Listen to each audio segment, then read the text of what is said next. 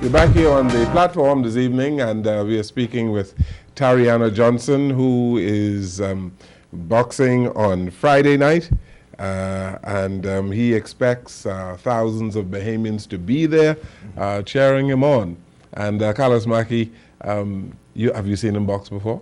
Never have. I've seen him work out, but I'm going to be at one of those championship bouts. I'm waiting for the big one. Peter and I, and you're going to be there too in America. See, we're going to go back to the broad patch in America, Bahamian boasting about what Bahamian can do. But you know what I admire about this fine young man, this attitude? There's a lot of good athletes, then there are great athletes. My good friend Larry Little said, Carlos, a lot of good athletes, but I consider myself a great athlete. He's a great because his attitude, not his ability as an athlete, but his attitude that determines his altitude in life. And I've seen a lot of my friends growing up with Bob Hayes, who won the gold medals. Tommy Robinson ran against Mexico, and Harold McCray was my shortstop at FAMU, with World Series with Kansas City Royals. He has a great attitude. And coming from the family background, there's an old saying, a family prays together, stays together. He didn't want to make mistakes because he didn't want to hurt his family. He's not selfish. And that's what kept me as an athlete straight. My father said, son, if you want to do anything to destroy your mother, do something stupid. Go to jail, go to prison. I said, I ain't gonna kill my mama. And he would never do anything. A great athlete would never, a great individual, when they think other than themselves, Mr. Jones, would never do anything to hurt their parents. Now, one who don't care, they in jail, or they catch you in hell, because that's the attitude that he has. Self-respect is extremely important, eh? Yeah. Oh, yes. And I'd like for you to speak to that, Tureano, because obviously you, as Carlos said, you have a tremendous respect for your family, but also you respect yourself. You said that you wouldn't get involved in a brawl or fight on the street. Speak to that, because a whole lot of young people would like to hear how is it that someone as well trained as you are, a boxer, who has won many fights, would not even want to get involved in a street brawl? Well, you know, if I were to look outside, inside, self-esteem plays a great role in it. And when I travel, I realize that there's a place bigger than the Bahamas. So when I look at other people, I say, wow, for such a blessed nation that I came from, I feel as though I should have some sort of attitude, you know, and self-respect. You know, so I give myself a class. You know, if you're from the Bahamas or you live here in the Bahamas, you are in a country that is so blessed. Why should you tolerate fooling around with nonsense? You know, hey, let's try to continue to represent and respect our country. I never got involved in fights. Well, I did as a young boy because I was young and immature at that time, no doubt. I do have many to attest to that. But now that I'm grown, and even years had passed, I've been growing, learned that it's just an immature thing, and I do have self-respect for myself not to even do those things, because I worth more than wasting my time doing nonsense. I'm glad that you're saying this, and I hope that many young men are listening to you as you say it, because we need to steer these young men away from what I call a culture of violence, because they seem to believe that if you are involved, if you have a gun, and you arm yourself, you can take on the world. But you have a higher level of discipline. And civility is extremely important, how you deal with people, eh? Oh, yes, indeed. You know, a bit of psychology also helps. You know, you can bring the best out of situation just by a simple, calm word. You know, hey, harsh words can stir up some serious heat. So why am I going to respond in a negative manner? You know, and hey, I've always listened to my mom and my dad, you know, my earthly gods who I love dearly. And I don't want to do anything to hurt them or to harm them, as Mr. Mackey had just mentioned. So I'm going to continue to do my best, whether it's for my mother, my father, brothers, sisters, aunts, uncle, grandparents. I'm going to do it entirely for my country. You are indeed a role model Bahamian. And what does it take to bring the thousands of at-risk young men along? Because there are thousands of them in our country. What do you think it would take to bring them along so that they are properly socialized and they can make a contribution in our national development? I say one thing and one thing alone that is not difficult to even apprehend. Seek God. A lot of these young men and women need to seek God. He is the best role model and representative. There's a saying, what would Jesus do? Indeed, what would Jesus do in this case? He is, if many of us don't believe him as the Messiah or the King, let's look at him as a great role model. And indeed, not just my Messiah, but he's a role model and example. Do what Jesus would do. Oh yes, he would say turn the next cheek. In so many words, he would give a calm word rather than just turning the cheek. We have to interpret things in a certain manner for the situation. It doesn't mean that turn your face and get slapped. It means that, okay, you hit me there, but I'm going to say something in a calm and easy manner to calm the situation. So the practice of the Christian ethic is extremely important. It is embedded in my family and myself. I'm a married man, and that is our bread and water in my family. My wife, she's associated in the church as a singer. Myself, teaches Sunday school. My daughter's also very active in church, doing many roles, even welcoming into the church doors. Okay. It's a big thing that we do. In fact, currently I have a Big Brothers Outreach Ministry. Okay. Yes. Tell us about that. It's a boxing program with my younger sister, who is my coach, who has been my coach for many of my fights. Unfortunately, she wasn't my coach for the very one fight that I have lost. But Kayla Johnson. You only lost one fight? I've only lost one fight, and I don't intend on losing anymore. How many fights have you won? I've had 17 fights, 16 wins, 11 knockouts. 11 knockouts. Yeah, it's sad what I did to those opponents. You are powerful, man. I'm very skilled with power. I'm not one of the smartest in the ring, but I can assure you this: when I do hit you, you will say, "I don't want to ever get hit like that again." Wow. Yes, sir. 17 fights, scholars, 11 knockouts. You've lost only one. In a very controversial manner against Curtis Stevens of United States. We fought in his very own backyard in his home, and I wish not to even say controversial. How about you go on YouTube and look it up for yourself? Okay. Yes. Okay. Where did you fight? We fought in Philadelphia, where he is from, and it was a 10-round fight. And from the judges' scorecard, I had won 9 rounds straight. And that very 10th round, he had given an onslaught of punches, which I must give him credit for. But I didn't feel that was sufficient for the referee, Mr. Rosado, to stop the fight. He stopped it in the 9th round. In the 10th round. In the 10th round. And the referee felt that you couldn't go any further. Yeah, indeed. He felt it. So it's a TKO.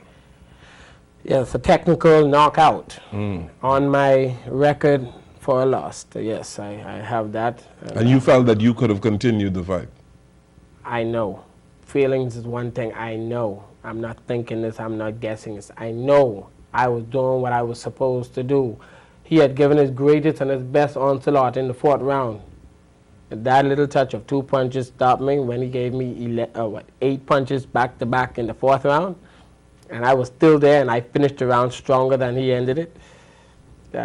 It's absurd what had happened in that fight. But I wish my younger sister was there, because I believe even coaching had played a big role in that fight. Throughout the whole fight, I was told by my coach we were down. And it's very confusing dealing with that situation. So, and my sister, Kayla Johnson, she's with the Amateur Boxing Federation here in the Bahamas, and it's kind of difficult for her to work with me, working alongside a lot of the young amateur boxers here. So at this point, Kayla has gotten me ready for this very same fight. And Kayla is the very one who was heading the Big Brothers Outreach Ministry boxing program, while I head the Big Brothers Outreach Ministry. Okay, what is the difference? The difference is a fishing thing, which I like a whole lot. It's a fishing thing where we would fish the young men in with the boxing, and then I would be introduced to the young men, and bringing them on board, a lot of them from broken homes, single parent homes, and I would introduce them to God first, and I also would then introduce them to churches, and I tried to continue to have a relationship with them. No matter the numbers of young men, I would always try to put myself in the place to have a relationship with them, to actually give them a role model. That's the kind of program we need throughout the society, wouldn't you say? Well, yes, David Martin, unfortunately, I wouldn't be able to witness his success. Commissioner Grainslade, who had assisted me when I came back from the title match with Mr. Kavonsky, where I had won the WBC Continental title, David Martin is now with police, and under the advice and help through the Big Brothers Outreach Ministry and advice from the Big Brothers Outreach Ministry, Commissioner Grainslade saw that it was necessary to have this young man, who is a very positive young man, along with other young boxers I would have to introduce later on, is a very good asset to the police force. And David Martin will be graduating on Friday, the very same day that I am fighting. So congratulations, David Martin. And yes, this is what the Big Brothers Outreach Ministry do, not just for the police force, but for the Penn Force, and also for the PMH hospital where my mother, she works, and she introduced a lot of the young men. Boxing is not just one focal point that we focus on. We look at boxing, track and field, swimming. We introduce them into areas where they are able to be productive. Because, you can't just say, oh, that one is a great boxer. Let's put him in there. It's not necessarily the case. Sometimes he can be a better swimmer. It has been said, Tureano, that we are losing a generation of young Bahamians. You don't agree with that, do you? At the rate that we're going with all the crime and violence, I must agree with that. Yes, we are losing a lot of them, and there is no one to really blame. Really, I cannot put a blame there. What I can do say that there's a lot everybody can help, and that comprises of from the government to the churches to the business, even the media itself, who promotes most of the crime. I mean, every day you see a big picture of crime in the papers, but when a young athlete or a young student do so well, their pictures aren't on the front page. The front page is filled with blood. Let's promote more of these young men. Let the business establishment start to say, listen, let's take an interest at that particular young man or young woman there, and let's invest in them just as Mr. Peter Nygaard had done for me. Let us be Peter Nygaard for these other young men and women. That's an interesting point you raised. But if you are in news and someone is killed, obviously that is big news. Yes. That has to be on the front page. Unfortunately, bad news sells, Tureano. It's the unfortunate case. Very unfortunate. Well, I would go along with Tureano in a sense, Mr. Jones. You got the bad news on one side of the front page, but have the good news on the other side of the bad news. Then people can look at both of them and say, wow, I hate that, but I say, man, it's nice to see something good on the front page. But what he's going to, in my opinion, humble opinion, what he's doing is great, but what he has to continue, as he get higher, he has to be more known in our community. A lot of our athletes in this country, our young people don't even know that. And see, this is what bugs me. When I should come back and Daddy-O tell me about Fred Papa Smith and all the boys play ball, and some of the kids don't even know. Every school, you have pictures when he wins the title, Tureano. You go to Cuba? His athletes all around, yeah. Tell them, Terry, pictures of all their boxers and everything. Our kids don't even know who our heroes are. And I'm recommending to this talented, unique young man, stay involved in the community. Let them know who you are. The higher you go, let them know who you are. And see, that's what happened here.